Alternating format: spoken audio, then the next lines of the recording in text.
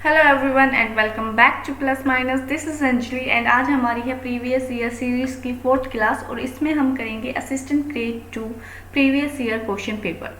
सो ये जो आपका क्वेश्चन पेपर है इसकी एग्जाम डेट है 26 Feb 2022। प्रीवियस ईयर में हमने इसी एग्जाम डेट का फर्स्ट शिफ्ट को कवर किया था और इसमें हम करने वाले हैं सेकेंड शिफ्ट। तो आते हैं अपने फर्स्ट क्वेश्चन पे। फर्स्ट क्वेश्चन क्या है आपका? सेंटेंस इंप्रूवमेंट का क्वेश्चन है। मीन्स आपको ब्रैकेटेड जो वर्ड्स दिए हुए हैं उनको रिप्लेस करना है। तो क्वेश्चन है, despite the awkward compromises involve the political reconfiguration boded well for democracy. तो ये जो स्टेटमेंट है बॉडी वर्ड्स हैं बोडेड वेल, इसको आप रिप्लेस करेंगे बोर्ड्स वेल से। आपका डी ऑप्शन करेक्ट होगा। क्यों होगा? क्योंकि जो ये स्टेटमेंट है the political reconfiguration body well for democracy, body well नहीं आएगा, बोर्ड्स वेल आएगा, क्योंकि जो ये स्टेटमेंट है ये एक जनरल स्टेटमेंट है, जनरल स्टेटमेंट है या फिर जनरल ट्रूथ है। ठीक है, मीन्स क्या है, जो पॉलिटिकल रिकॉन्फिगरेशन है, जो आपकी पॉलिटिकल पार्टीज में या फिर जो भी पॉलिटिकल पैटर्न है जो आपका, उसमें जब भी चेंजेस होके उसमें कुछ परिवर्तन आता है, उसको नया रूप दिया जाता है, उससे क्या होता है आपकी डेमोक्रेसी के लिए वो अच्छा होता है, उसका जो परिणाम होता है आपकी डेमोक्रेसी के लिए अच्छा होता है। तो इस स्टेटमेंट को बोलने के लिए आप प्रेजेंट इनडेफिनेट का यूज करेंगे। जनरल स्टेटमेंट्स के लिए हम क्या यूज करते हैं? Present indefinite. तो आपका डी ऑप्शन करेक्ट है। आते हैं नेक्स्ट क्वेश्चन पे। नेक्स्ट क्वेश्चन है आपको सिनोनिम फाइंड आउट करना है, means similar word find out करना है। वर्ड क्या है? एक्सप्लिसिट। एक्सप्लिसिट का मीनिंग क्या होता है? स्पष्ट, क्लियर। ठीक है, तो डायरेक्ट आपको ऑप्शन मिल रहा है डी है, क्लियर है, तो इसका करेक्ट ऑप्शन आपका डी है। अदर वर्ड्स देखते हैं। First one is clean. Clean आपको पता ही है, साफ सुथरा। Next one is exorbitant. Exorbitant क्या होता है? एक्सेसिव। ठीक है, हद से ज्यादा। कोई भी चीज जब हद से ज्यादा होती है तो उसको आप एक्सोर्बिटेंट या फिर एक्सेसिव बोलते हैं। Next one is cautious. Cautious क्या होता है? कोशियस होता है आपका केयरफुल। कोशियस, केयरफुल, सावधान, जो हर एक चीज को सावधानी से करता है, केयरफुल तरीके से करता है, वो होता है आपका कोशियस। तो करेक्ट ऑप्शन है आपका option D. Next one, our professor blank that there is no life without water. तो आपको फिलर का क्वेश्चन है एंड करेक्ट वर्ड चूज करना है। तो यहाँ पर जो ऑप्शंस दिए हुए हैं आपको एक बार ऑप्शंस देखिए। फर्स्ट है सेड, नेक्स्ट है आस्क्ड, थर्ड है जो आपका सी ऑप्शन है वो है टेल एंड डी है से। तो से तो आ नहीं सकता, ना ही टेल आ सकता है। टेल के बाद आप दैट का यूज नहीं करते हैं। प्लस यहाँ पर प्रोफेसर है तो इसके साथ आपको क्या यूज करना है? इसके साथ आप सिंगुलर वर्ब का यूज करेंगे। तो से और दैट आपके दोनों कैंसिल हो जाते हैं। अब बात करते हैं आस्क्ड की। आस्क्ड कहाँ यूज होता है? आस्क्ड होता है आपका जब आपकी जो दैट के बाद वाली जो स्टेटमेंट होती है वो अगर इंटेरोगेटिव है, इंटेरोगेटिव सेंटेंसेस है, मीन्स जहाँ पर क्वेश्चन पूछा जा रहा है, ऐसे कुछ सेंटेंसेस है, वहाँ पर आप आस्क्ड का यूज करते हैं और आस्क्ड के साथ आप दैट का यूज नहीं करते हैं। तो ये भी आपका नहीं आएगा। तो आपका करेक्ट ऑप्शन है सेड। ए ऑप्शन आपका करेक्ट बनता है। Our professor said that there is no life without water. हमारे प्रोफेसर ने कहा कि यहाँ पर कोई भी जीवन नहीं है, पानी के बिना कोई भी जीवन नहीं है। तो आपका ए ऑप्शन करेक्ट होगा। नेक्स्ट वन फिर से फिलर का क्वेश्चन है, करेक्ट वर्ड चूज करना है और क्वेश्चन है it takes a load blank strengthen food system. तो पहले हम स्ट्रेंथन को देखते हैं। ये क्या है आपका? ये है आपकी वर्ब। ठीक है, किसी चीज को स्ट्रेंथ देना, किसी चीज को मजबूत करना। ठीक है, तो ये है आपका स्ट्रेंथन आपकी वर्ब है। और आपको जो ऑप्शंस मिले हैं उनमें जितने भी ऑप्शंस हैं वो आपके प्रेपोजिशंस हैं। ठीक है, सॉरी ये क्वेश्चन कुछ नहीं है, हाँ ये गलती से आ गया होगा। ऑफ, फ्रॉम, टू, फॉर, ये सारे प्रेपोजिशंस हैं। और प्रेपोजिशंस के बाद आप क्या यूज करते हैं? प्रेपोजिशंस के बाद आप ऑब्जेक्ट यूज करते हैं जो कि आपका नाउन या फिर प्रोनाउन होता है। तो यहाँ पर सिर्फ एक ऑप्शन है टू, जिसको हम इन्फिनेटिव में यूज करते हैं वर्ब के साथ। इन्फिनेटिव में यूज करते हैं आप टू प्लस V1। तो आपका करेक्ट ऑप्शन क्या होगा? बी, जो कि आपका होगा टू के साथ वर्ब के साथ यूज।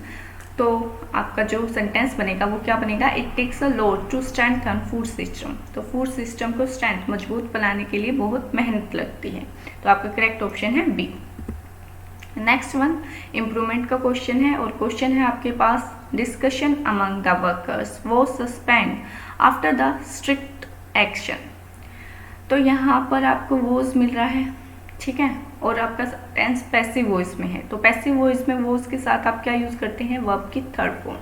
तो सस्पेंड की प्लेस पे यहाँ पर क्या होगा, सस्पेंडेड, ठीक है, सस्पेंड आपका रिप्लेस होगा सस्पेंडेड से और आपका जो करेक्ट ऑप्शन बनेगा वो बनेगा सी। क्या जो डिस्कशन था वर्कर्स के बीच में वो रोक दिया जाता है, रुक या फिर रुक जाता है स्ट्रिक्ट एक्शन के बाद। स्ट्रिक्ट एक्शन लिया जाता है और उसके बाद जो आपके डिस्कशन था वर्कर्स के बीच में वो रुक जाता है। तो डिस्कशंस अमंग द वर्कर्स वो suspended after the strict action. आपका सी ऑप्शन करेक्ट है। आते हैं नेक्स्ट पे। नेक्स्ट क्या है, पैराजम्बल का क्वेश्चन है। तो एक स्टेटमेंट आपको गिवन है और बाकी को आपको लिंक करना है। फर्स्ट स्टेटमेंट है बिलाइंग हिज एडवांस एज।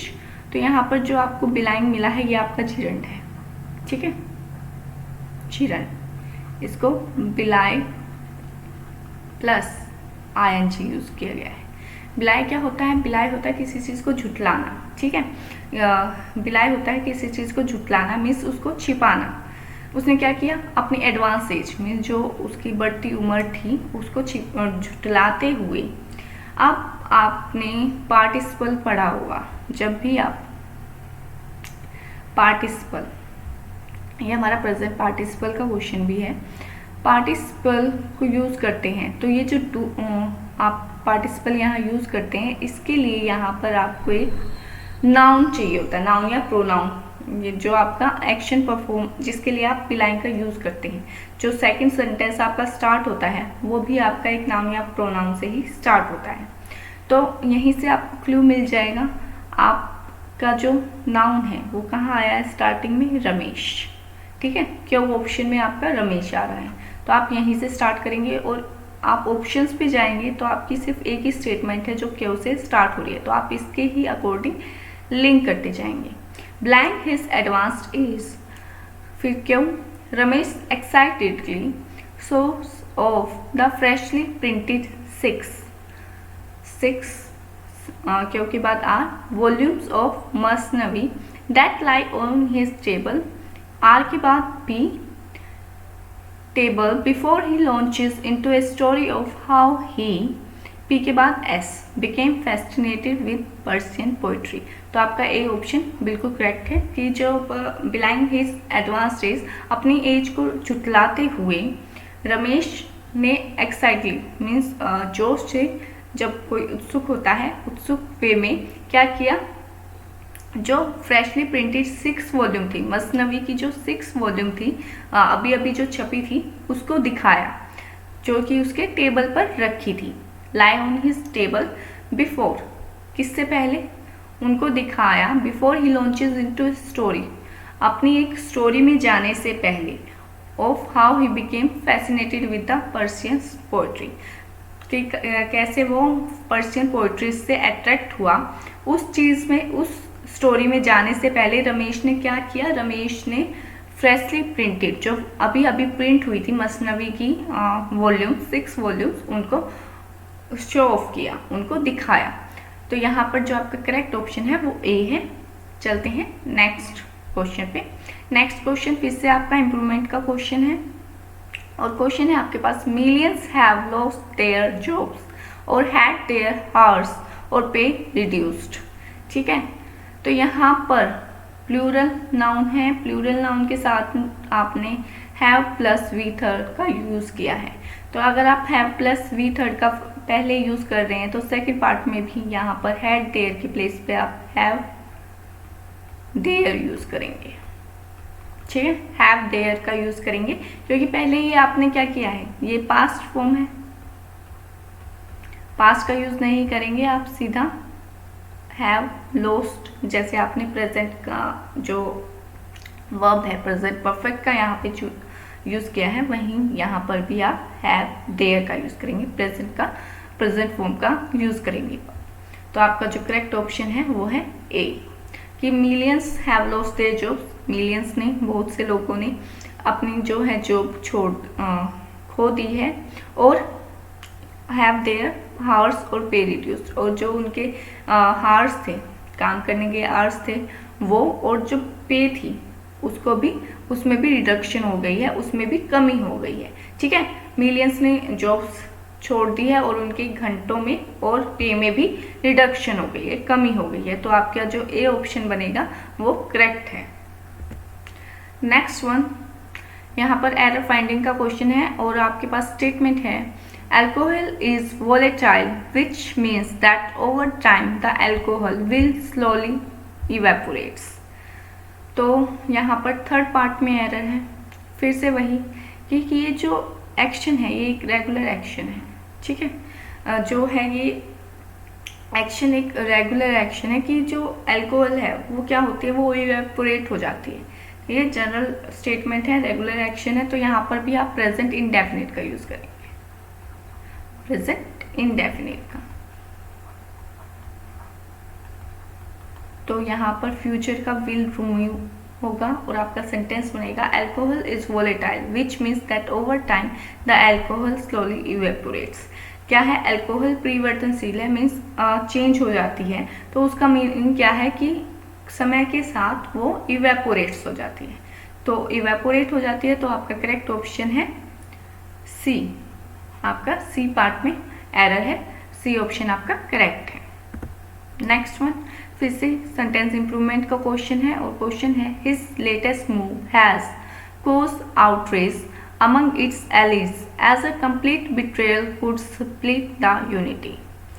तो यहाँ पर आपको हैज़ मिल रहा है, हैज़ के साथ आप कौन सी वर्ब की फॉर्म यूज़ करते हैं, वर्ब थर्ड, और यहाँ पर क्या है, वर्ब फर्स्ट। तो आप कोस्ट को किससे रिप्लेस करेंगे, कोस्ट से। ठीक है, और ये है आपकी नाउन, तो ये ऐसे की ऐसे रहेगी और आपका जो करेक्ट ऑप्शन होगा वो है सी, कि उसके जो लेटेस्ट मूव था, जो उसका मीन्स मूव होता है ना, जो उसका लेटेस्ट जो उसने स्टेप लिया था, उससे क्या हुआ कि आउटरेज का मीन क्या होता है, गुस्सा, एंगर। उससे क्या हुआ कि गुस्सा जो है वो उत्पन्न हो गया उसके एलीज में। एलीज क्या होते हैं, जो आपके पार्टनर होते हैं, सहायक होते हैं, उनके बीच आपका गुस्सा क्रिएट हो गया, किस मूव से, उसके लेटेस्ट मूव से, जो उसने अभी तरीका अपनाया या फिर कुछ काम किया होगा, जो भी उसने किया, उसके लेटेस्ट मूव ने उसके एलीज में, जो उसके सहायक थे, उनमें गुस्सा उत्पन्न कर दिया।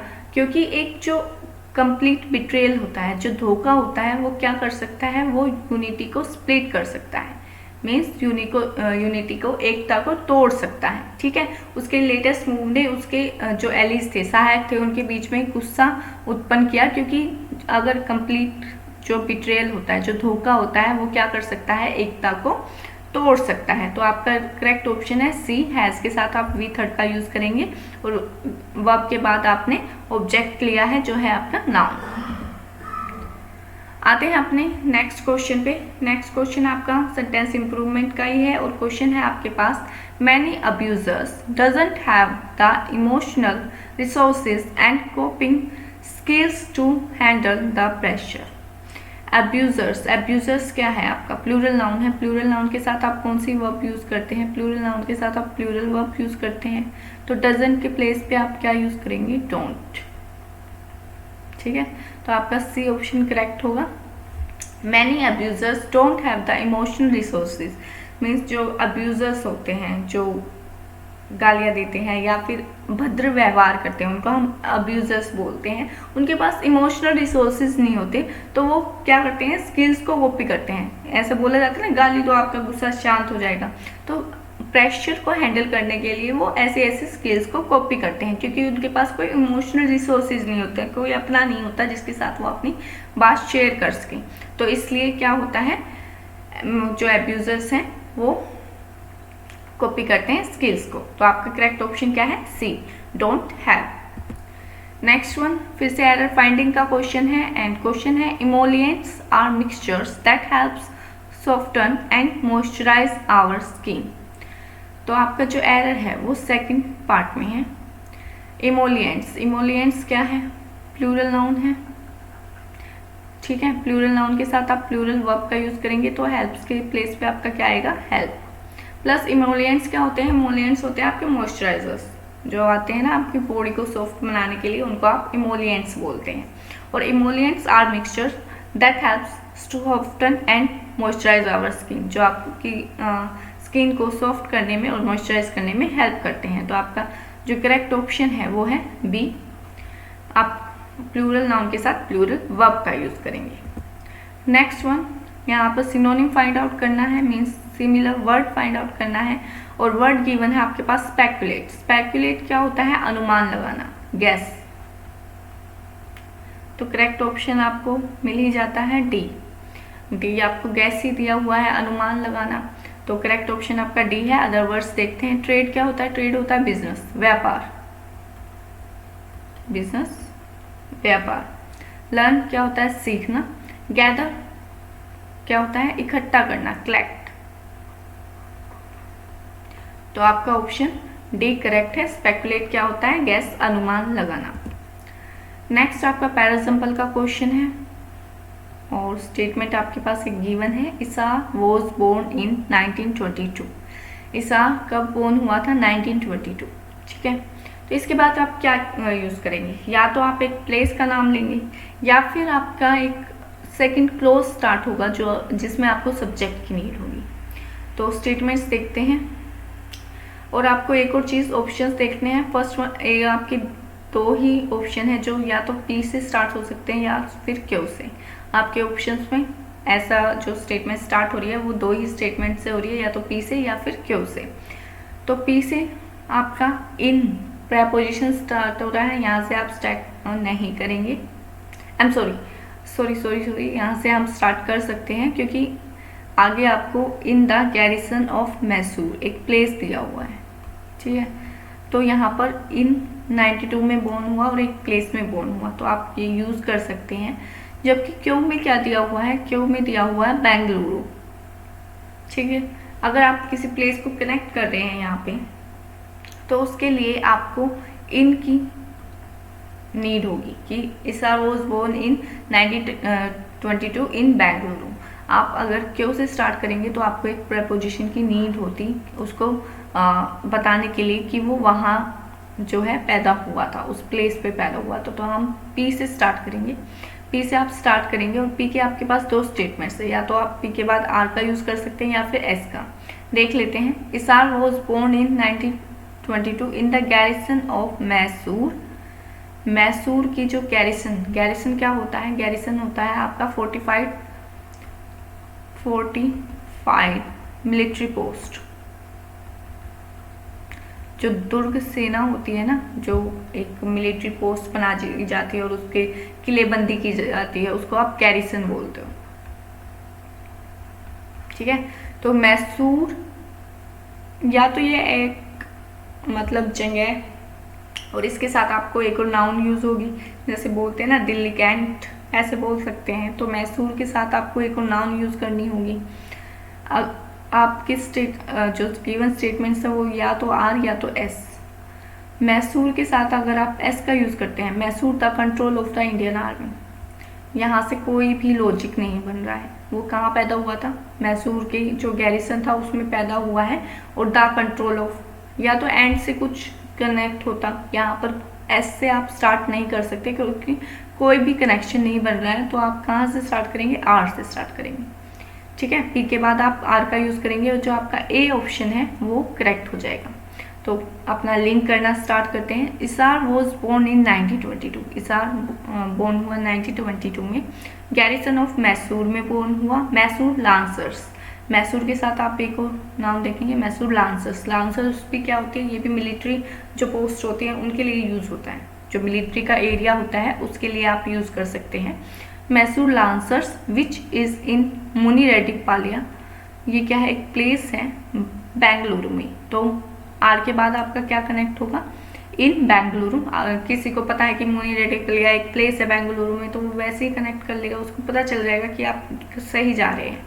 तो इज इन मुनि रेड्डी पालिया इन बेंगलुरु। जो कि एक प्लेस है मनीरेड्डीपल्लिया में, बेंगलुरु में, and still remains under the control of the Indian army, और अब भी वो इंडियन आर्मी की कंट्रोल के अंडर है। तो आपका जो ए ऑप्शन है वो करेक्ट हो जाता है, PRQS। नेक्स्ट वन, फिलर का क्वेश्चन है, करेक्ट वर्ड को चूज करना है। My mother blank want me to fail in exams. आपकी मदर क्या चाहेगी, आप फेल हो एग्जाम में? ये तो नहीं चाहेगी ना कि आपकी मदर कि आप फेल हो एग्जाम में, यही चाहेगी ना कि आप एग्जाम को क्लियर करो, आप फेल ना हो।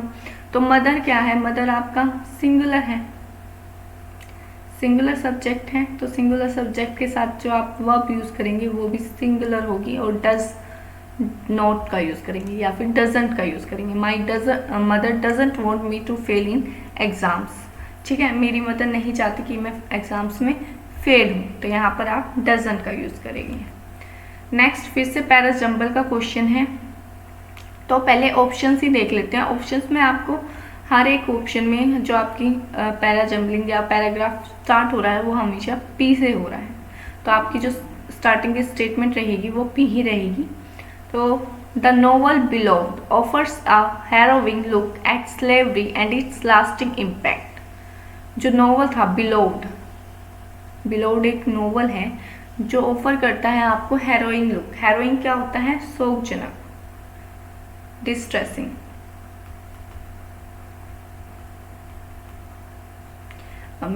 वेरी एक्सट्रीमली अनप्लीजेंट, डिस्ट्रेसिंग, शोकजनक, इसके लिए आप यूज कर सकते हैं वर्ड्स, जो बहुत दुखदाई होता है, बहुत कष्ट वाला होता है। ऐसा लुक मीन्स ऐसा नज़रिया स्लेवरी पे और उसके इम्पैक्ट पे, जो उसका लास्टिंग इम्पैक्ट था उस पर ऑफर करता है।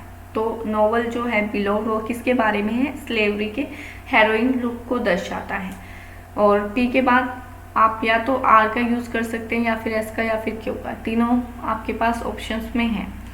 तो तीनों स्टेटमेंट्स देखते हैं। First one is Mauritius beautiful language and intense imagery, however, were rightly celebrated in this classical work.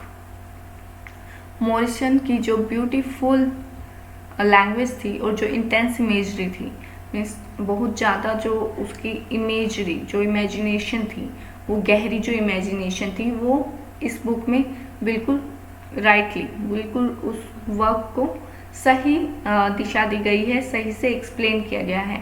तो क्यों हो सकता है। अब नेक्स्ट देखते हैं, अगर हम पी क्यू के थ्रू जाते हैं तो नेक्स्ट जो स्टेटमेंट होगी वो एस होगी। The intensely moving narrative was ambiguously written. अब आपने यहाँ पर कहा है कि वो ब्यूटीफुल लैंग्वेज थी, तो फिर से आप उसकी को बोल रहे हैं कि एम्बिग्यूसली रिटन थी।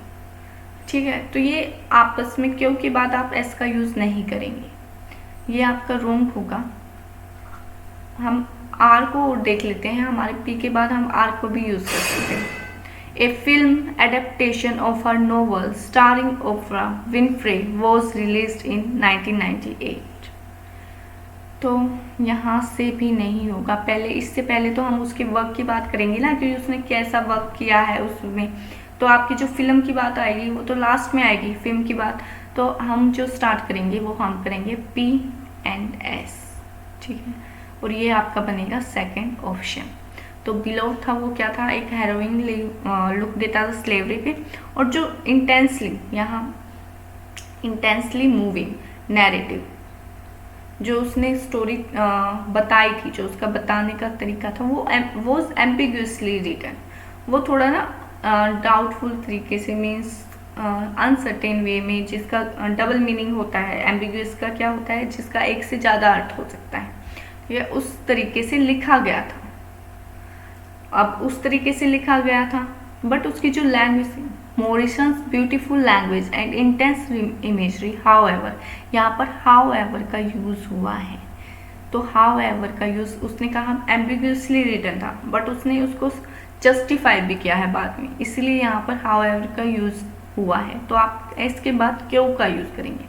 Mauritius' beautiful language and intense imagery, however, were rightly celebrated in this classic work. जो मॉरिशन की ब्यूटीफुल लैंग्वेज थी, मीन्स उसको लैंग्वेज होती है ना, कई तरह से लोग चीज़ों को प्रेजेंट करते हैं, अलग अलग लैंग्वेज होती है, उनका जो प्रेजेंट करने का वे होता है वो अलग होता है। तो उसकी जो गहरी इमेजरी, जो उसकी इमेजिनेशन थी और जो उसकी लैंग्वेज थी, उसको इस वर्क में बिल्कुल अच्छी तरह से दर्शाया गया है। तो हाउएवर आपका इसको कॉन्ट्राडिक्ट करने के लिए यूज़ हुआ है, तो पी एस के बाद आप क्यू का यूज़ करेंगे और क्यू के बाद आप आर का यूज़ करेंगे। आपकी बी ऑप्शन करेक्ट है। A film adaptation of a novel starring Oprah Winfrey was released in 1998। तो एक फिल्म था जो उस नोवेल को फिल्म में अडेप्ट किया गया, उसके ऊपर फिल्म बनाई गई जिसमें ओफ्रा विनफ्रे जो थी वो स्टार थी और उसको रिलीज़ किया गया, उस फिल्म को रिलीज़ किया गया 1998 में। तो आपका ऑप्शन बी करेक्ट है। चलते हैं अपने नेक्स्ट क्वेश्चन पे। नेक्स्ट क्वेश्चन क्या है? नेक्स्ट क्वेश्चन फिलर का है, आपको करेक्ट वर्ड यूज़ करना है। Many problems associated with food systems require blank at the national and international level. ठीक है, जो मैनी बहुत सारी प्रॉब्लम्स हैं फूड सिस्टम्स के साथ, उन्हें क्या चाहिए, क्या करने की ज़रूरत है? ऑप्शंस देखते हैं। First one is action, means कोई स्टेप लेने की ज़रूरत है। Second one deviation. डेविएशन क्या होता है? डेविएशन होता है किसी भी अपने जो पाथ है उससे भटक जाना, भटकना। ठीक है, आप कुछ नॉर्मल वे में चल रहे हैं और एक नॉर्मल वे में आप कहीं और मुड़ जाते हैं, तो उसको आप डेविएशन कहते हैं। अपने पाथ से भटकना, भटकना, उसको डेविएशन बोला जाता है। Next one is motion. Motion क्या होता है? गति, movement. Next one abrasions. Abrasions क्या होता है? फ्रिक्शन, घर्षण, क्रोच। जैसे आपकी स्किन होती है ड्राई होके, उसमें है ना बिल्कुल घर्षण सा हो जाता है, ड्राइनेस सी हो जाती है, फ्रिक्शन सा हो जाता है, तो उस चीज़ को भी आप एब्रेजन बोल सकते हैं। तो एब्रेजन्स क्या होती है? क्रोच। तो आपका जो करेक्ट ऑप्शन बनेगा वो ए बनेगा कि जो फूड सिस्टम है उसमें एक्शन की ज़रूरत है, डेविएशन की ज़रूरत नहीं है, मोशन की ज़रूरत नहीं है, एब्रेजन्स की ज़रूरत नहीं है, उस पर काम करने की ज़रूरत है, वहाँ पर कोई स्टेप उठाने की ज़रूरत है। तो नेशनल और इंटरनेशनल लेवल दोनों पर फूड सिस्टम जो बहुत सी प्रॉब्लम से घिरा हुआ है, तो उन प्रॉब्लम्स को सोल्व करने के लिए एक एक्शन की ज़रूरत है नेशनल और इंटरनेशनल लेवल पर। तो आपका ऑप्शन ए करेक्ट है। नेक्स्ट वन फिर से फीलर्स का क्वेश्चन है और करेक्ट वर्ड को फाइंड आउट करना है। तो स्टेटमेंट है the first step is blank public awareness of how urban farming can benefit modern cities. तो ऑप्शन देखते हैं। फर्स्ट वन क्या है? स्ट्रेचिंग, खींचना, स्ट्रेच करना। Next one increasing. इंक्रीज क्या होता है? वृद्धि होना, किसी चीज़ में ग्रोथ होना, तो वो आपका इंक्रीज होता है। अबेट क्या होता है? अबेटिंग। अबेटिंग, अबेट की ही जो VING की फॉर्म है वो है। अबेट का मीनिंग होता है रिड्यूस करना, रिडक्शन, रिड्यूस, कमी करना। और राइजिंग, राइजिंग क्या होता है? मूविंग अपवर्ड्स, ऊपर उठना या फिर इंक्रीज होना। ठीक है, तो क्या होगा कि जो फर्स्ट स्टेप है वो क्या बढ़ाएगा? हमें अर्बन फार्मिंग को क्या करने की ज़रूरत है? अर्बन फार्मिंग के बारे में पब्लिक अवेयरनेस की बढ़ाने की ज़रूरत है। इसी के लिए हम स्टेप उठाएंगे। उसको कम करने के लिए तो हम स्टेप नहीं उठाएंगे ना। किसी भी चीज़ को अगर आप कोई स्टेप कर रहे हो तो उसके बारे में पब्लिक अवेयरनेस को बढ़ाने के लिए हम कोई भी चीज़, कोई भी प्लान लेके आते हैं या कोई भी स्टेप उठाते हैं। तो यहाँ पर ना तो आपका अबेटिंग आएगा, ना स्ट्रेचिंग आएगा, ना उसको आप खींचते हैं, आप उसको बढ़ाते हैं, इंक्रीज करते हैं।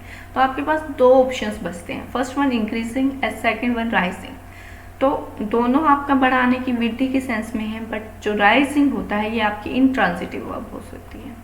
इसके बाद आप ऑब्जेक्ट का यूज़ नहीं करते हैं, इंट्रांसिटिव वर्ब होती है। जैसे sun rises in the east, sun पूर्व में उगता है, अपने आप उगता है। तो यहाँ पर जो आपका करेक्ट ऑप्शन बनेगा वो आपका बी बनेगा, इंक्रीजिंग। जो फर्स्ट स्टेप है वो क्या कर रहा है? बढ़ा रहा है पब्लिक अवेयरनेस, अर्बन फार्मिंग कैसे मॉडर्न सिटीज़ को बेनिफिट कर सकते हैं, इस बारे में पब्लिक अवेयरनेस को फर्स्ट स्टेप बढ़ा रहा है। तो आपका करेक्ट ऑप्शन है B. Next one error finding का क्वेश्चन है और क्वेश्चन है आपके पास one of the plant in the garden is missing. ये आपके एग्जामिनर का फेवरेट क्वेश्चन है, ठीक है, फेवरेट रूल है ये। LDC से लेके दास grade 2, assistant grade 2, head clerk, हर एक एग्जाम में आपको इससे क्वेश्चन मिलेगा ही मिलेगा। बहुत इंपॉर्टेंट रूल है और इस रूल के बारे में मैं जो इंपॉर्टेंट रूल्स की वीडियो लाऊंगी उसमें मैं इस रूल को आपको पूरी तरह से डिस्कस करूंगी। अभी जो हमारा एरर है वो है फर्स्ट पार्ट में, यहाँ पे वन ऑफ द प्लांट्स होगा। वन ऑफ के साथ आप क्या यूज करते हैं, प्लूरल नाउन का यूज करते हैं एंड सिंगुलर वर्ब का यूज करते हैं। तो इज मिसिंग आपका करेक्ट है और यहाँ पर वन ऑफ द प्लांट्स होगा, तो आपका जो एरर है वो बी पार्ट में है, आपका बी ऑप्शन करेक्ट है, one of the plants. Next one फिर से एरर फाइंडिंग का क्वेश्चन है और क्वेश्चन है आपके पास, I need to call my parents as soon as possible. मुझे अपने पेरेंट्स को जितनी जल्दी हो सके उतनी जल्दी कॉल करना है। तो यहाँ पर नो एरर है, स्टेटमेंट बिल्कुल करेक्ट है। नीड के बाद आपने टू प्लस वर्ब की फर्स्ट फॉर्म जो आपका इन्फिनेटिव है उसका यूज़ किया है, कर सकते हैं। My parents as soon as, यहाँ पर एडजेक्टिव की फर्स्ट फॉर्म का यूज़ हुआ है, एज सुन एज, या फिर आप एक फ्रेज ले सकते हैं जल्द से जल्द। तो पूरा सेंटेंस आपका करेक्ट है और आपका सी ऑप्शन करेक्ट है, नो एरर। नेक्स्ट वन फिर से एरर फाइंडिंग का क्वेश्चन है। क्वेश्चन है the best choice is to wash your hands from soap and water. तो यहाँ जो आपका एरर है वो सेकंड पार्ट में है। सेकंड पार्ट में आपको प्रेपोजिशन मिल रही है फ्रॉम। तो फ्रॉम आप कब यूज़ करते हैं, जब आप किसी चीज़ से अलग होते हैं, ठीक है, या फिर आप एक नेटिव प्लेस पे अपना जो जहाँ आप रहते हैं वहाँ की या जहाँ से आप बिलोंग करते हैं उसको प्रेजेंट करते हैं, तो आप फ्रॉम का यूज़ करते हैं। या फिर किसी चीज़ से जब आप अलग होते हैं तो वहाँ आप फ्रॉम का यूज़ करते हैं। तो यहाँ पर फ्रॉम के प्लेस पे आप क्या यूज़ करेंगे, विथ। आपने किसके साथ अपने हैंड्स को वॉश किया, आपने सोप एंड वाटर के साथ अपने हैंड्स को वॉश किया, उनको अपने हैंड्स पे यूज़ करके वॉश किया, इनको अलग करके वॉश नहीं किया। तो यहाँ पर आपका जो सेकंड ऑप्शन जो सेकंड पार्ट है उसमें एरर है और फ्रॉम को आप विथ से रिप्लेस करेंगे और आपका जो ए ऑप्शन है वो करेक्ट है, wash your hands with. Next one आपको सिमिलर वर्ड फाइंड आउट करना है और वर्ड है आपके पास लार्जेस्ट। लार्जेस्ट क्या होता है, लार्जेस्ट होता है काइंडनेस, उदारता, काइंडनेस, उदारता, ठीक है। जो दूसरों की हेल्प करते हैं या उदार व्यक्ति होते हैं उनमें काइंडनेस होती है, उनमें लार्जेस्ट होती है। तो ऑप्शंस देखते हैं। First one is humongous. Humongous क्या होता है, हुज, इनॉर्मस, विशाल, बड़ा, उसके लिए आप क्या यूज करते हैं, humongous. Next one generosity. Generosity भी आपका क्या होता है, काइंडनेस, ये आपका करेक्ट ऑप्शन है, ये आपका लार्जेस्ट का सिनोनिम है, तो आपका करेक्ट ऑप्शन क्या है, B. Next one bribe. Bribe क्या होता है, रिश्वत, घूस जो दी जाती है ना, कि भाई ले, टेबल के नीचे से दी जाती है कि ये ले ले और काम कर दे, और इंडिया में तो बहुत ज़्यादा चलता है करप्शन। तो ब्राइब क्या होता है, रिश्वत। Next one fumble. फंबल क्या होता है, मिस हैंडल, इसके लिए सिनोनिम यूज कर सकते हैं आप, मिस हैंडल, बट इसका जो एक्चुअल मीनिंग होता है वो क्या होता है, किसी भी चीज़ को नर्वस वे में हैंडल करना। जैसे अगर आपको कोई चीज़ ढूंढनी है तो आप नर्वस वे में अपने हैंड्स का यूज़ करते हैं, आपको जल्द ढूंढनी है, आपके पास प्रेशर है और आपको बॉस से, आप किसी ऑफिस में काम करते हैं, आपने कोई फाइल गुम कर दी है और आपके पास बॉस का प्रेशर आ रहा है कि मुझे वो फाइल चाहिए, तो आप उस वक्त नर्वस वे में बिहेव कर रहे हैं, चीज़ों को टटोल रहे हैं। इसका एक मीनिंग होता है टटोलना, कि नर्वस वे में चीज़ों को टटोल रहे हैं, हाथों को इधर उधर मार रहे हैं, तो वो होता है आपका फंबल। प्लस फंबल आपका स्पीकिंग के लिए यूज भी होता है, जब आप बोलते हैं तो आप जब नर्वस होते हैं, नर्वस वे में बोलते हैं तो आप वर्ड्स को फंबल करते हैं, आप जो स्पीकिंग में है उसमें फंबल करते हैं, तो वहाँ भी आपका फंबल यूज होता है। तो इसके लिए आप सिनोनिम यूज कर सकते हैं, मिस हैंडल, और करेक्ट ऑप्शन है आपका B, generosity. Next one correctly spelled word को फाइंड आउट करना है, तो करेक्टली स्पेल्ड वर्ड जो है आपका वो है ए ऑप्शन, अप्रेंटाइज। अप्रेंटाइज क्या होता है, बिगिनर, नोविस, न्यूकमर, जो सीखने के लिए या फिर सहायक भी बोल सकते हैं, जो सीखने के लिए किसी दूसरे के साथ काम करते हैं, ठीक है, उसके साथ न्यूकमर होते हैं, बिगिनर होते हैं, तो वो सीखने के लिए काम करते हैं दूसरे के साथ, तो उनको बोलते हैं आप apprentice. Next one word substitution का क्वेश्चन है एंड स्टेटमेंट है one who is a citizen of the world, जो पूरे वर्ल्ड का सिटीजन है, जो पूरी दुनिया का निवासी है, उसको आप क्या बोलते हो? कॉस्मोपॉलिटन। उसके लिए करेक्ट वर्ड है कॉस्मोपॉलिटन। ए ऑप्शन आपका करेक्ट है। अदर ऑप्शंस देखते हैं। First one humanist. ह्यूमैनिस्ट क्या होता है? One who works for human welfare, values and dignity. ठीक है, जो ह्यूमन वेलफेयर, डिग्निटी और वैल्यूज के लिए वर्क करता है उसको आप ह्यूमनिस्ट कहते हैं, मानवतावादी। ठीक है, जो जो मानव है उनके उद्धार के लिए वर्क करता है उसको आप ह्यूमनिस्ट कहते हैं। Next one egalitarian. इगैलिटेरियन क्या होता है? One who believes in the equality of all people।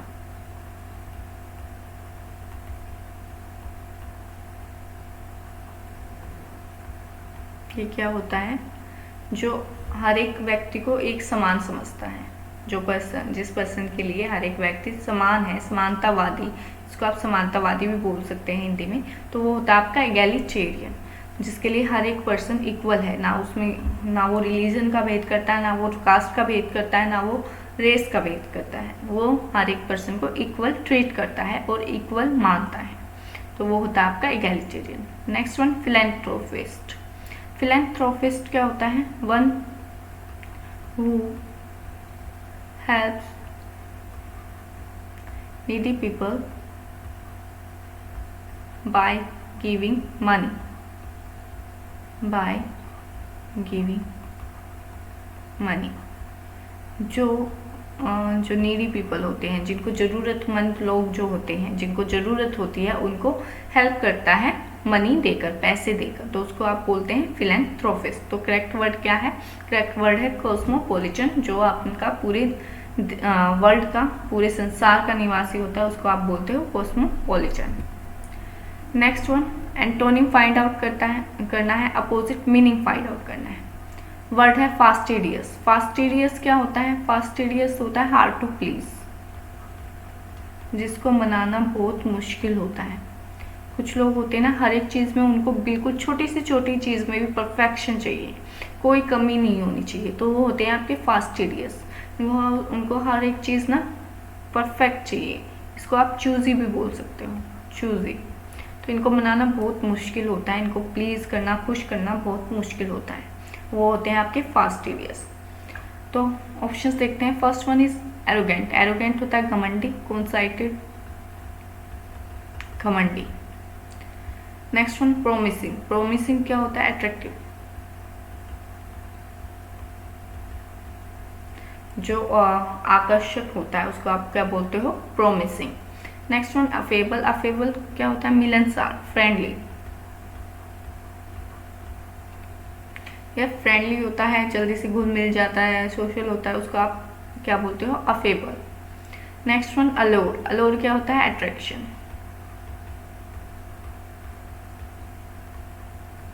ये भी क्या होता है? अट्रैक्शन होता है, क्या आकर्षण होता है। तो आपका जो करेक्ट ऑप्शन बनेगा वो बनेगा सी, अफेबल। फास्टिडियस क्या होता है? जो चूजी होता है, हर चीज़ में ये भी नहीं, ये भी नहीं, उसको जो प्लीज़ करना होता है बहुत मुश्किल होता है, तो वो होता है आपका फास्टिडियस। और अफेबल क्या होता है? मिलनसार होता है, जो एडजस्ट कर लेता है हर चीज़ में, हाँ ये भी ठीक है, ये भी ठीक है। तो आपका जो करेक्ट ऑप्शन होगा वो सी होगा, क्योंकि आपको एंटोनिम फाइंड आउट करना है। Next one opposite word find out करना है, और वर्ड है फोर्सिक। फोर्सिक क्या होता है? त्यागना, अबंडन। वर्ड यूज होता है आपका अबंडन, फॉलोन, त्यागना किसी चीज को, उसके लिए क्या वर्ड यूज करते हैं आप? फोर्सिक। ऑप्शंस पे आते हैं। First one is empress. Empress क्या होता है? एक्सेप्ट करना, स्वीकार करना, गले लगा लेना किसी चीज को, आलिंगन करना, हिंदी में आलिंगन होता है, आलिंगन करना या फिर गले लगा लेना, अपना लेना, एक्सेप्ट कर लेना, वो होता है आपका एम्ब्रेस। और आपका करेक्ट ऑप्शन भी क्या होगा, एम्ब्रेस, क्योंकि फोर्स से क्या हो रहा है, आप किसी चीज़ को छोड़ रहे हो, त्याग रहे हो। एम्ब्रेस क्या हो रहा है, आप किसी चीज़ को एक्सेप्ट कर रहे हो, अपना रहे हो, तो अपोजिट क्या होगा, एम्ब्रेस। अदर वर्ड्स देखते हैं, शन। शन क्या होता है आपका, शन होता है अवॉइड, किसी चीज़ को अवॉइड करना, टालना, उसको आप क्या कहते हैं, shun, to avoid something, to avoid something, या अवॉइड भी यूज़ कर सकते हैं, अवॉइड भी आपकी वर्ब भी होती है, शन भी आपका वर्ब भी होती है। Next one, embarrass. एम्बेरस क्या होता है, शर्मिंदा करना, ह्यूमिलिएट, शेम, ये दोनों आपके एम्बेरस के सिनोनिम्स हैं। Next one, infer. इन्फर क्या होता है, किसी चीज़ का परिणाम निकालना, किसी चीज़ को समझना, किसी तो उसके लिए आप वर्ड यूज़ कर सकते हैं, कंक्लूड। ठीक है, तो आपका करेक्ट ऑप्शन क्या है, फर्स्ट वन, एम्ब्रेस। फोर से क्या होता है, त्यागना, एम्ब्रेस क्या होता है, एक्सेप्ट करना, अपना लेना। नेक्स्ट फिर से वन वर्ड सब्स्टिट्यूशन का क्वेश्चन है एंड स्टेटमेंट है आपके पास, a person who is pure and clean. एक ऐसा पर्सन जो प्योर है और क्लीन है, वो नहीं जो सिर्फ बाहर से क्लीन है, जिस पर कोई डर्ट नहीं है, उसको आप प्योर एंड क्लीन नहीं बोलते हो। ये इसके लिए जो वर्ड यूज होता है वो होता है आपका इमैक्यूलेट। एक ऐसा पर्सन जिसमें कोई डिफेक्ट नहीं है, जो मीन्स अंदर और बाहर दोनों तरफ से क्लीन है, जिसमें शुद्धता है, जो क्लीन है, साफ है, उसको आप इमैक्यूलेट बोलते हैं। अदर वर्ड्स देखते हैं, इरिवोकेबल। इरिवोकेबल क्या होता है, that can't be changed, that can't be changed. Next one, neat. Neat क्या होता है, क्लीन एंड टाइडी, साफ सुथरा, जो आपका डर्ट के लिए यूज होता है, जिस पर कोई डर्ट नहीं होती, उसके लिए आप नीट का यूज करते हैं। और जिसमें कोई कमी नहीं होती, जिसमें विदाउट मिस्टेक्स होता है, नो मिस्टेक्स होती हैं, डिफेक्ट नहीं होता है, उसको आप क्या बोलते हो, immaculate. Next one, imperial. Imperial क्या होता है, रूलर, जो आपका राज करता है, उसको आप क्या बोलते हो, इम्पीरियल। एक वर्ड होता है ना इम्पीरियलिज्म, तो उसी से आपका आया है इम्पीरियल। तो करेक्ट ऑप्शन क्या है आपका, डी। इमैक्यूलेट क्या होता है, जो एक पर्सन शुद्ध होता है, मीन्स साफ होता है, दिल का साफ होता है, विदाउट एनी डिफेक्ट होता है, उसमें कोई गलती, उसमें कोई कमी नहीं होती, उसको आप इमैक्यूलेट कहते हैं। आते हैं नेक्स्ट ऑप्शन पे, नेक्स्ट क्वेश्चन पे। नेक्स्ट जो क्वेश्चन है वो ईडियम फ्रेजेस का है और क्वेश्चन है आपके पास, गो द होल हो। इसका मीनिंग क्या होता है, कुछ अच्छी तरह से करना, मीन्स अच्छी तरह से करना, किसी भी चीज़ को बहुत अच्छे से करना, उसको आप क्या कहते हैं, गो द होल हो। इसके लिए जो करेक्ट ऑप्शन है वो है आपका B, to do something thoroughly, किसी चीज़ को बहुत अच्छे से करना, उसके लिए आप क्या यूज़ करते हैं, गो द होल हो। नेक्स्ट वन, यहाँ पर भी करेक्टली स्पेल्ड वर्ड का यूज चूज करना है आपको, और जो इसके लिए करेक्टली स्पेल्ड वर्ड है वो है आपका मेडागास्कर। सी ऑप्शन आपका करेक्ट है। ये क्या है, island in the Indian sea, ocean, sorry ocean, island in the Indian ocean, Hind Mahasagar में जो आइलैंड है उसको आप क्या कहते हैं, मेडागास्कर। ये आपकी करेक्ट स्पेलिंग है, MEDAGASCAR, island in the Indian ocean. Next one, idiom phrase का क्वेश्चन है और जो ईडियम गिवन है वो है गो a long way. Go a long वे, इसका मीनिंग क्या होता है, सफलता प्राप्त कर लेना, प्राप्त कर लेना, या बहुत सफल हो जाना, या फिर बहुत सफल होना, सफल होना, ये क्या है आपका, गो अ लॉन्ग वे। तो इसके लिए जो करेक्ट ऑप्शन है वो है D, to become very successful. To become very successful, बहुत ज़्यादा सफल हो जाना, उसके लिए आप क्या इडियम यूज करते हैं, go a long way. Next one word substitution का क्वेश्चन है एंड स्टेटमेंट है, a person appointed by two parties to solve a dispute. एक झगड़े को सोल्व करने के लिए जिस पर्सन को आप अपॉइंट करते हैं, जो दो पार्टीज जिनके बीच में झगड़ा है वो एक पर्सन को अपॉइंट करती है, उसको आप क्या बोलते हैं, उसको बोलते हैं आर्बिट्रेटर, मिडल मैन, जो दो पार्टीज के झगड़ों को सुलझाता है उसको क्या बोलते हैं? Arbitrator, middleman. तो अदर ऑप्शंस देखते हैं। First one is demagogue. Demagogue क्या होता है? स्पीकर या फिर leader, a leader who makes emotional species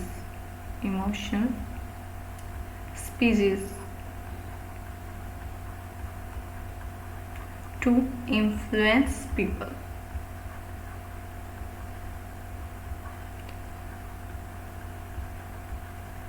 जन उत्तेजक नेता, जो क्या होता है कि अपनी जो स्किल्स है, स्पीकिंग स्किल्स है, उनको यूज़ करता है और जनता को जो डिज़ायर्स है, जनता की डिज़ायर्स हैं और जो उनका अविश्वास है उसको हथियार बना के वर्क करता है अपने प्रॉफिट लेने के लिए, अपने आप को इलेक्शन में जिताने के लिए, कि किसी भी चीज़ में अपना प्रॉफिट करने के लिए वो जनता के इमोशंस के, उनका जो अविश्वास होता है दूसरी पार्टीज पे या उनकी जो डिज़ायर्स होती है उनको यूज़ करते हैं। जैसे बोलते हैं ना कोई भी नेता जब भी इलेक्शन होते हैं उससे पहले कि हम ये करेंगे, जो भी जनता की डिज़ायर है उनके अकॉर्डिंग वर्क करते हैं, बट होता एक्चुअल में कुछ नहीं है, ये बात की बात है। बट जो उस टाइम पे स्पीकर होता है जो अच्छे से बोलता है, इन चीज़ों को यूज़ करता है, उसको आप क्या बोलते हैं? डेमागोग। नेक्स्ट वर्ड है फिलिस्टाइन। फिलिस्टाइन क्या होता है? One who doesn't care, one who doesn't care for literature and art।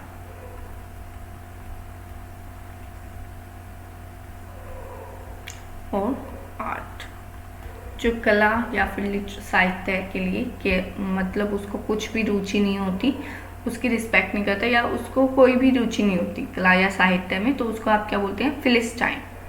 Next one पर्जरी। पर्जरी क्या होता है?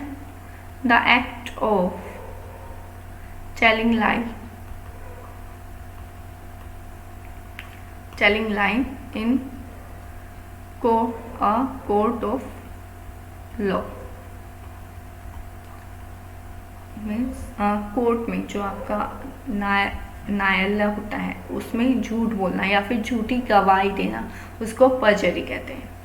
तो आपका करेक्ट ऑप्शन क्या है? डी, आर्बिट्रेटर, जो मिडल मैन का वर्क करता है, जो दो पार्टीज के बीच में झगड़ा सुलझाने का वर्क करता है, उसको आप कहते हैं arbitrator. Next one, correct spelling choose करनी है, तो करेक्ट स्पेलिंग है आपकी बी, बैडमिंटन। क्या होता है ना, आप बैडमिंटन बोलते तो ये वही है, गेम के लिए ही जो बैडमिंटन का गेम होता है वही है ये, बट बोलते तो वो तो आप सबको पता है बैडमिंटन, बट जो आपका अगर इसमें अगर स्पेलिंग पे क्वेश्चन आता है तो आप इसमें जो रॉन्ग मार्क कर सकते हैं, मीन्स गलती कर सकते हैं, वो आप कर सकते हैं कि आप सिंगल टी की जगह डबल टी का यूज़ कर सकते हैं। तो बैडमिंटन की जो स्पेलिंग होती है BADMINTON, क्योंकि जो हमारी अक्षर गलतियाँ होती है ना वो इजी क्वेश्चंस में ही होती है। ज़्यादातर जो गलतियाँ निकलती है जब पेपर इजी आता है तब भी बच्चों के मार्क्स नहीं आते, क्योंकि इजी हम ये तो समझ लेते हैं कि एग्ज़ाम इजी है, बट जब हम ऑप्शंस पे जाते हैं तो वहाँ पर जो कन्फ्यूज़न क्रिएट होती है उसमें हम गलत आंसर मार्क करके आते हैं और हमारे नंबर कट जाते हैं। तो बैडमिंटन की स्पेलिंग बहुत सिंपल है, सब यूज़ करते हैं, BADMINTON। करेक्ट ऑप्शन है आपका B. Next one, opposite word find out करना है, एंटोनिम फाइंड आउट करना है, और वर्ड है आपके पास प्रिकैरियस। प्रिकैरियस क्या होता है? खतरनाक, डेंजरस।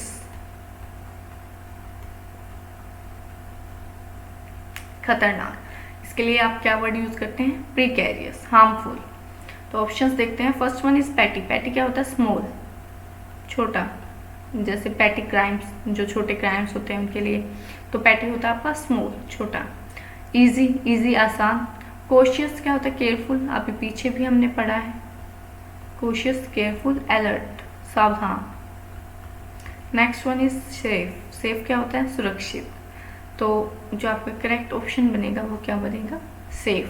प्रिकैरियस क्या है? डेंजरस, खतरनाक, उसका जो अपोजिट वर्ड होगा वो क्या होगा? सेफ। तो करेक्ट ऑप्शन है आपका डी। नेक्स्ट वन फिर से स्पेलिंग एरर का क्वेश्चन है और करेक्ट स्पेलिंग वर्ड को यूज़ करना है। तो जो आपका करेक्ट वर्ड है, करेक्ट स्पेलिंग है, वो है लैक्रोस। ये है आपका ए ऑप्शन, लैप्रोस। ये क्या होता है? ये आपका एक गेम होता है। सो नेक्स्ट देखते हैं, वन वर्ड सब्स्टिट्यूशन का क्वेश्चन है एंड क्वेश्चन स्टेटमेंट है आपके पास, a lover of good food, अच्छे फूड का को पसंद करने वाला या फिर अच्छे फूड का शौकीन, उसको आप क्या बोलते हैं? गुड। ये आपका बी ऑप्शन करेक्ट है। अदर ऑप्शंस देखते हैं, कनैसर, कनैसर इसका मीनिंग क्या होता है? कनैसर का मीनिंग होता है वन हु हैज नॉलेज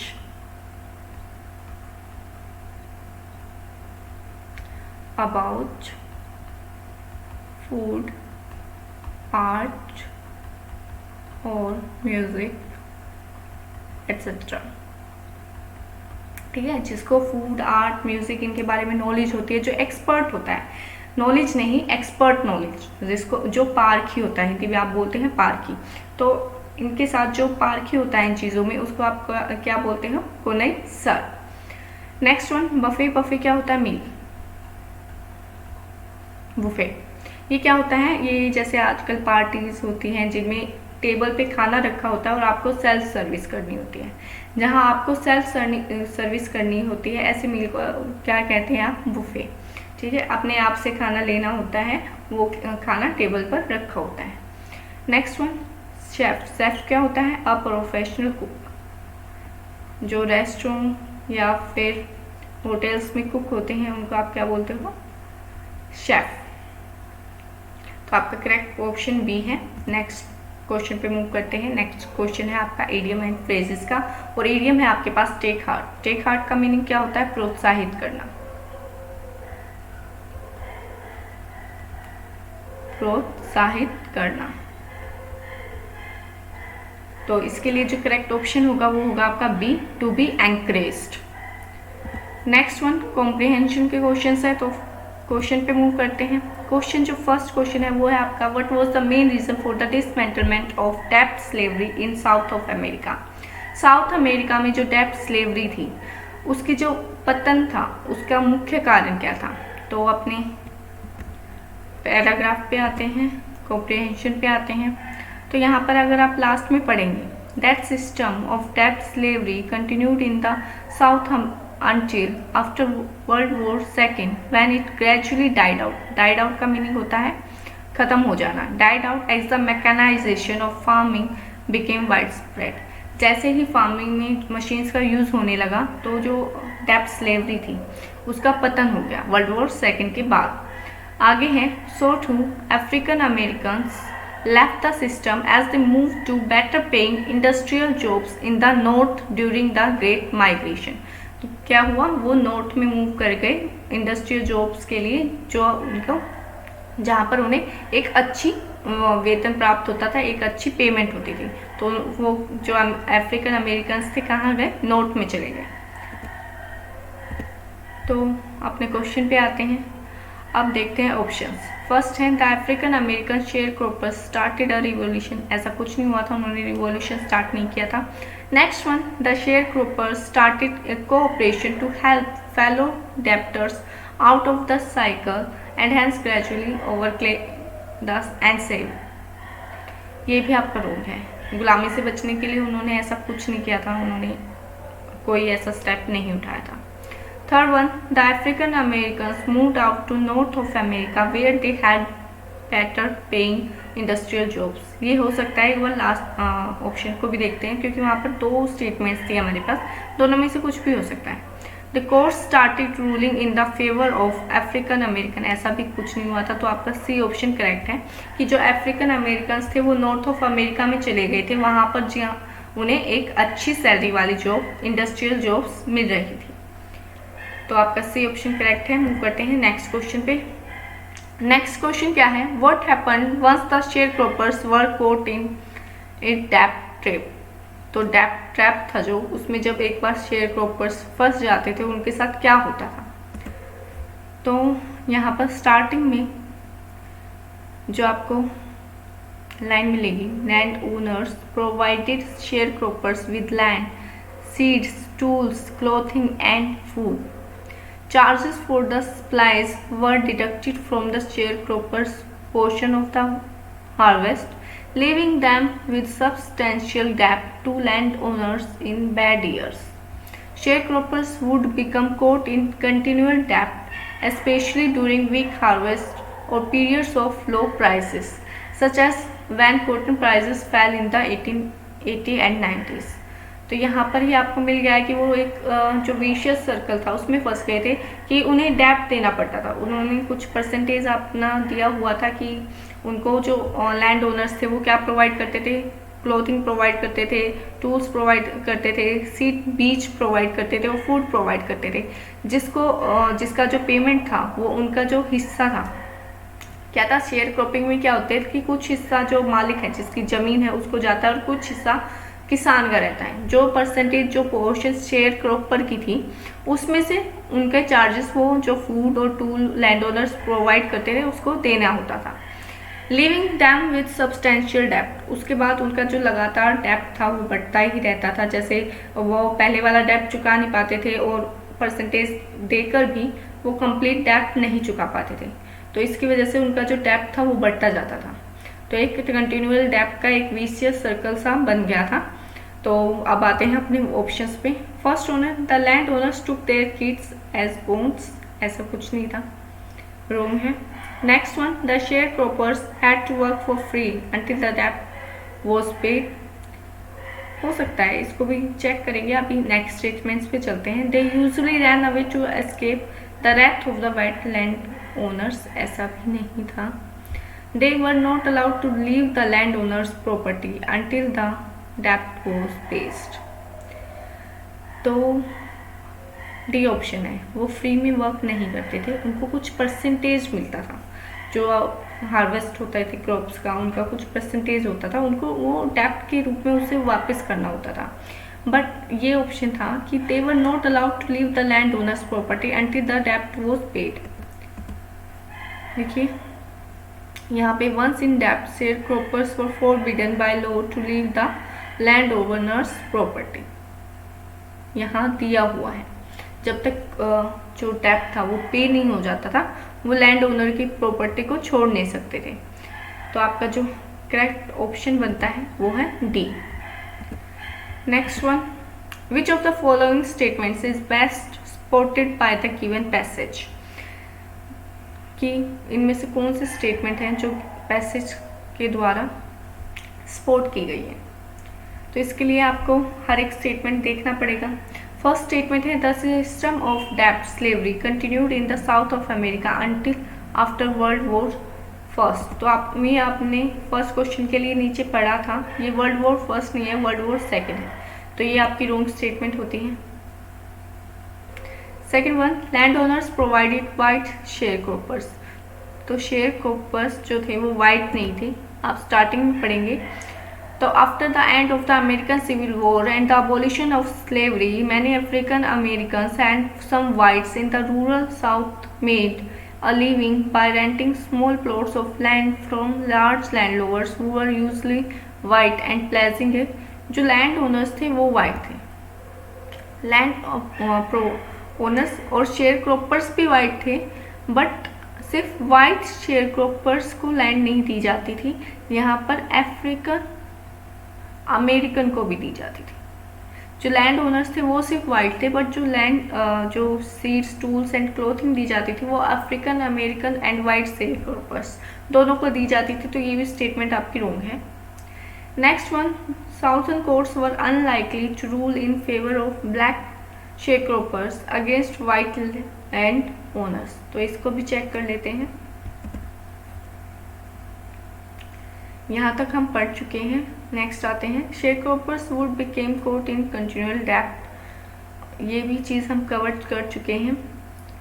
तो यहाँ many contracts forbid sharecroppers from saving cotton seeds from there, ये भी हो चुका है। Land owners also charged extremely high rates, ये भी हो चुका है। Which presented further opportunities to disorder, ये भी हो चुका है। Financial dishonest land owners could lend to African sharecroppers secure their डेप्ट एंड लैंड, तो नीचे तो कुछ नहीं है ऐसे स्टेटमेंट। ऊपर देखते हैं।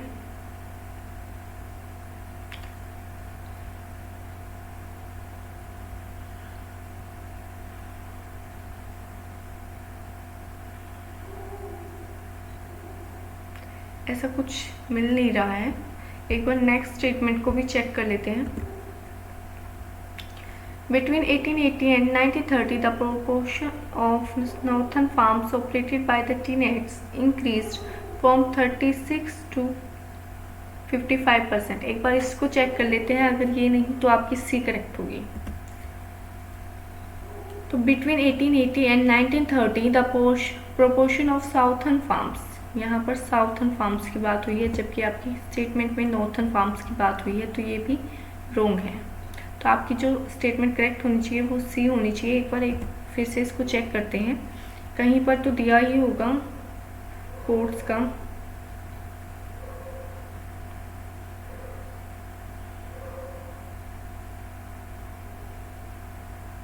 साउथर्न कोर्ट्स, यहीं पर लास्ट में स्टेटमेंट है, southern courts were unlikely to rule in favour of black sharecroppers against white land owners. ठीक है, तो आपकी जो सी स्टेटमेंट है वो करेक्ट है कि साउथर्न जो कोर्ट्स थे वो फेवर में ब्लैक शेयरक्रॉपर्स के वाइट लैंडलॉर्ड्स के अगेंस्ट जो ब्लैक शेयरक्रॉपर्स थे उनका फेवर नहीं करते थे। तो यहाँ पर जो आपका करेक्ट स्टेटमेंट है वो सी है।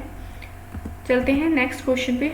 नेक्स्ट क्वेश्चन में क्या है, which of the options implies the guest of the passage. Guest का मीनिंग क्या होता है, सारांश, समरी। तो किस जो ऑप्शन में है वो गेस्ट मिल रहा है आपको पैसेज का। तो ऑप्शन देखते हैं। इतना तो हमें पढ़ के समझ आ गया है कि ये किस चीज़ के बारे में है, ये जो लैंड ओनर्स और शेयर क्रॉपर्स के बारे में है, उनकी डिफ़िकल्टीज़ के बारे में है।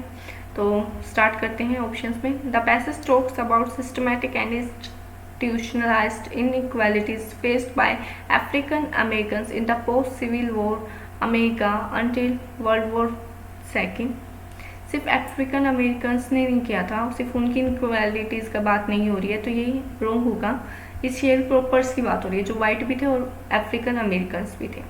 Next one, the passage traces the struggles of African Americans to uplift themselves from debts, enslavement, racism, and other discrimination after the abolition of slavery। ये भी नहीं है। The passage reveals why and how white sharecroppers were getting caught in the debt। ये भी नहीं है। Next one, the passage describes the system of debt slavery that existed in the American South from the 1860s until World War II। इसको check कर लेते हैं एक बार। तो यहाँ पर वर्ल्ड वॉर सेकेंड तक हुआ था, ये तो हमें पता है, यहाँ पर दिया हुआ है। ठीक है, और यहाँ पर जो सिविल वॉर की बात हुई है, after the end of civil war and the abolition of slavery many African Americans and some whites in the rural south made a living by renting small plots. तो 1880s यहाँ पर पता ही है, 1880s में जो है आपकी जो weak periods of low prices such as when cotton prices fell. तो कॉटन प्राइजेस फेल हुई थी, तो इससे पहले जो स्लेवरी थी, जो ये शेयर क्रॉपर का सिस्टम था, इससे पहले आ चुका था। तो 1860 के अराउंड आ चुका होगा। तो ये आपका जो करेक्ट है, ये यहाँ पर स्टेटमेंट करेक्ट है, क्योंकि यहाँ पर डेप्ट स्लेवरी की बात हो रही है। क्योंकि डेप्ट स्लेवरी में आप African Americans and white share croppers दोनों इन्वॉल्व थे, जबकि यहाँ पर आपकी क्या बात हो रही है, अफ्रीकन अमेरिकन्स की बात हो रही है। यहाँ पर भी अफ्रीकन अमेरिकन्स की बात हो रही है, और यहाँ पर जो है वाइट शेयर क्रॉपर्स की बात हो रही है। तो ये सिर्फ अफ्रीकन अमेरिकन्स और वाइट शेयर क्रॉपर्स, इनके अलग अलग के बारे में नहीं था, ये दोनों के बारे में था। तो हम डेप्ट स्लेवरी के बारे में है, ये पैसेज किसके बारे में है, डेप्ट स्लेवरी के बारे में। तो आपका जो डी ऑप्शन रहेगा वो करेक्ट रहेगा। नेक्स्ट वन, यहाँ पर जो है आपको प्लेसिंग का सिमिलर वर्ड बताना है पैसेज के कंटेक्स्ट में, जो आपका पैसेज है उसके कॉन्टेक्स्ट में। तो ऑप्शन देखते हैं। First one is swore. Swore क्या है, स्वेयर की सेकेंड फॉर्म है। स्वेयर क्या होता है, ओथ, शपथ लेना। Next one Eli. एली क्या होता है, सहायक, आपका पार्टनर। गेज, ये क्या होता है, ये होता है आपका गेज होता है मेजरमेंट, किसी चीज़ को मेजर करना। ये क्या होता है? गेज होता है। ये एक टूल भी होता है, या फिर अगर आप वर्ब के फॉर्म में लोगे तो मेजर करना होता है। मोड केस क्या होता है? मोड केस भी आपका प्लेज होता है। प्लेज क्या होता है? एक सीरियस प्रॉमिस करना किसी चीज़ के बारे में कि हम ये करेंगे। तो मोड केस ये भी एक प्लेज होता है। इसमें आप क्या करते हैं? इसमें आप कुछ ऑफर करते हैं मनी लेने के लिए, मस्त उधार लेने के लिए आप किसी चीज़ को ऑफर करते हैं, कोई चीज़ ऑफरिंग में देते हैं, कोई चीज़ रखते हैं। जैसे आप जब लोन लेते हैं तो आपको गारंटी में कुछ रखना होता है, उसी तरह मोर्टगेज होता है, वही चीज़ होती है लोन। मोर्टगेज भी यही होता है कि आप ऑफर करते हैं कुछ चीज़ मनी के प्लेस पे। तो आपका जो करेक्ट ऑप्शन बनेगा वो मोर्टगेज बनेगा। ये भी आपका प्लेज होता है। तो आपका करेक्ट जो आपके पैसेज के कंटेक्स्ट में है वो है मोर्टगेज, क्योंकि यहाँ पर क्या हो रहा है कि जो शेयर क्रॉपर्स हैं वो क्या कर रहे हैं, जो लैंड ओनर्स से एक उनको परसेंटेज दे रहे हैं। वहाँ पे जो आप सेकंड लाइन यहाँ पर प्लेजिंग की बात हो रही है, pledging a percentage of their crops to the land owners. वो सीड्स के बदले जो उनकी लैंड ले रहे हैं उसके बदले क्या कर रहे हैं, अपने जो क्रॉप्स है उनका 1% उसको दे रहे हैं। तो यहाँ पे मोर्टगेज की बात हो रही है। तो आपका करेक्ट ऑप्शन क्या है? डी। तो ये था हमारा असिस्टेंट ग्रेड 2 का पेपर। एंड अगर आप में से किसी को एलडीसी के पेपर खरीदने हो, मॉक टेस्ट खरीदने हो, तो हमारी स्लाइड पे अवेलेबल है। कम्प्लीटली DEEE+P के पैटर्न पे है और हिंदी इंग्लिश दोनों लैंग्वेजेस में अवेलेबल है। आप पैकेज लेंगे तो आपको 80+ मॉक टेस्ट मिलेंगे। 80+ मॉक टेस्ट में आपको 20+ फुल मॉक टेस्ट मिलेंगे, 2 प्रीवियस ईयर एलडीसी पेपर्स मिलेंगे, 50+ सब्जेक्ट्स वाइज को जो है पेपर्स मिलेंगे, एंड 50+ DEEE+P के